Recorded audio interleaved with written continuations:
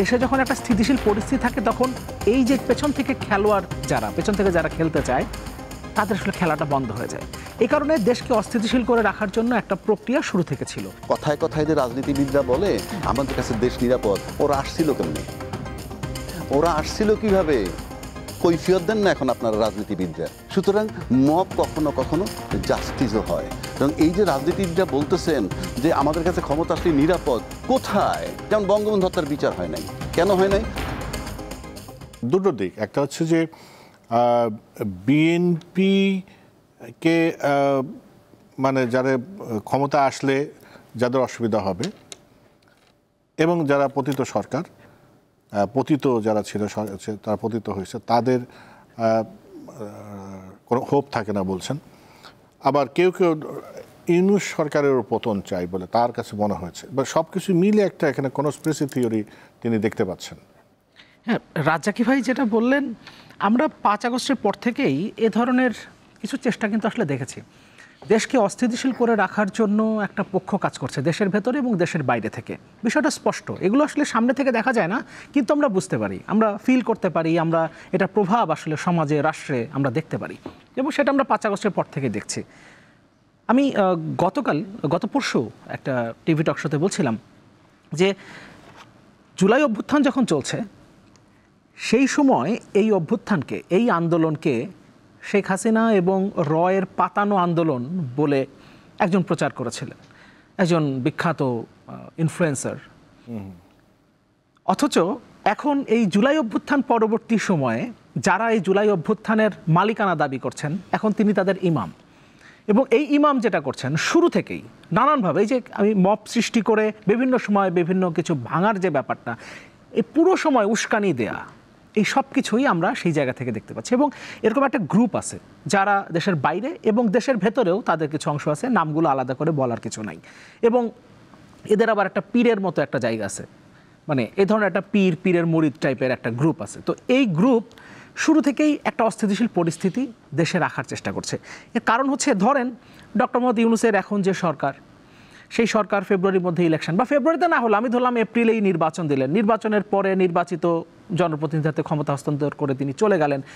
খুব স্বাভাবিকভাবে আমরা ডেমোক্রেটিক একটা অ্যাটমসফিয়ারের ভেতরে প্রবেশ করলাম। কিন্তু দেশে যখন একটা স্থিতিশীল পরিস্থিতি থাকে তখন এই যে পেছন থেকে খেলোয়াড় পেছন থেকে যারা খেলতে চায় তাদের আসলে খেলাটা বন্ধ হয়ে যায়। এই কারণে দেশকে অস্থিতিশীল করে রাখার জন্য একটা প্রক্রিয়া শুরু থেকে ছিল। এখন সেই কনস্পিরেসি এখন আসলে এই ঘটনার মধ্যে, বা এখন যে ঘটনাগুলো ঘটছে সেগুলোর পেছনে আসলে আছে কিনা সেটা তো পরিষ্কারভাবে বলতে পারবো না, কারণ এই বিষয়টাই তো আসলে কনস্পিরেসি। ফলে এটাকে আমরা একভাবে যদি চিন্তা করি তাহলে কনস্পিরেসি কখনো মনে হতে পারে যে না, এটা খুব নর্মাল একটা ঘটনা ঘটেছে, নৃশংস একটা ঘটনা ঘটেছে, এটা মনে হতে পারে। কিন্তু একটা চেষ্টা যে আছে, অস্থিতিশীল করার একটা চেষ্টা যে আছে, সেটা ঠিক।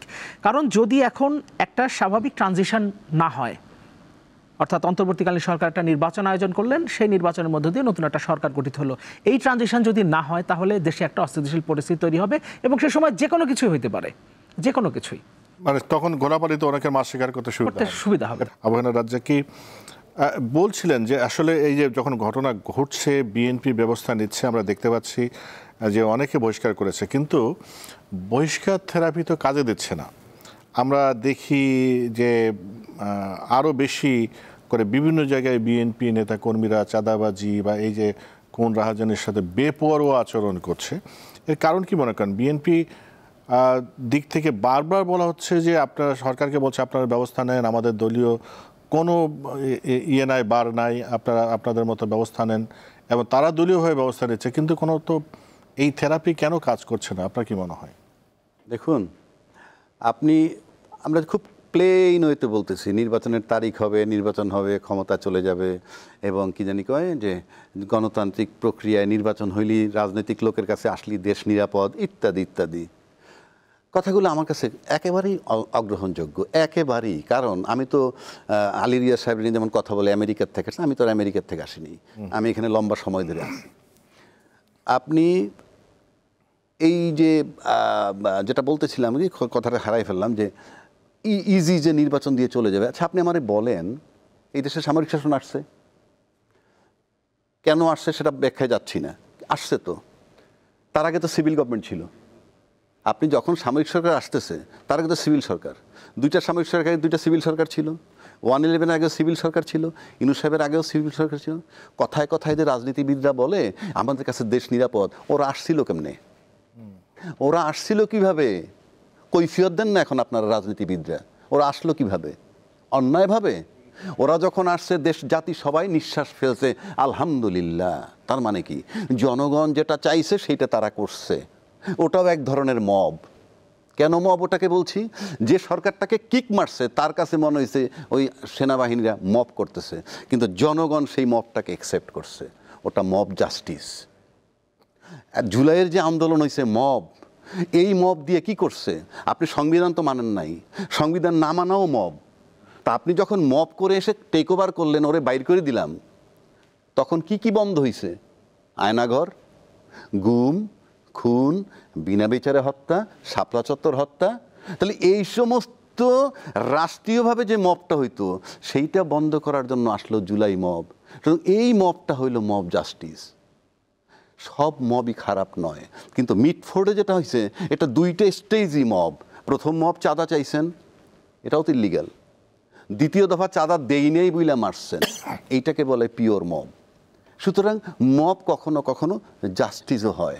এবং এই যে রাজনীতিবিদরা বলতেছেন যে আমাদের কাছে ক্ষমতা আসলে নিরাপদ, কোথায়? আপনার তো কিংকর্তব্য বিমূঢ় আমি দেখতেছি। 5টা ফেসে 6টা ফেসে কথা হচ্ছে।